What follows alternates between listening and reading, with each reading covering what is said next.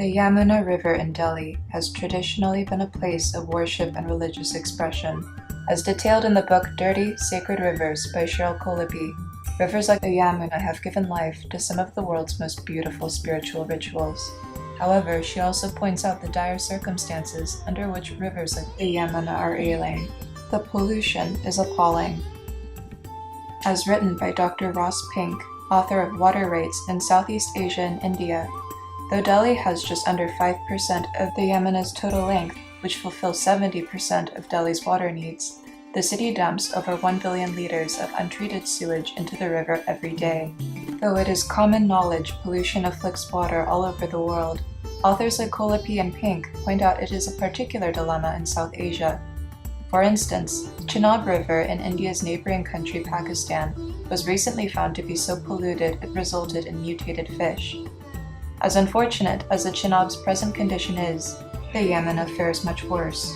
While life is getting harder for organisms in South Asian rivers, in the Yamuna, it is becoming impossible. Researcher Anil Misra calls it a river about to die. Wanting to determine the sources and extent of the river's pollution, he segmented it into 5 parts. He then tested the water for biological oxygen demand.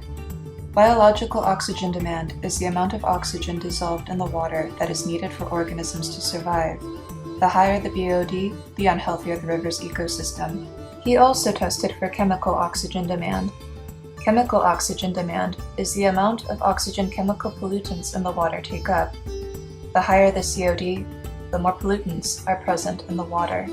He found the segment closest to the city to have the highest levels of BOD and COD, concluding that the Yamuna now falls under Category E, meaning the possibility for underwater life and domestic supply are completely ruled out. In Tani Bandi's news article, Majestic River Now a Dump, the Yamuna is likened to an open sewer.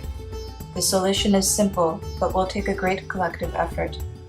The Yamuna needs more effective water treatment plants, industries need to recycle their water, and trash needs to be disposed of elsewhere.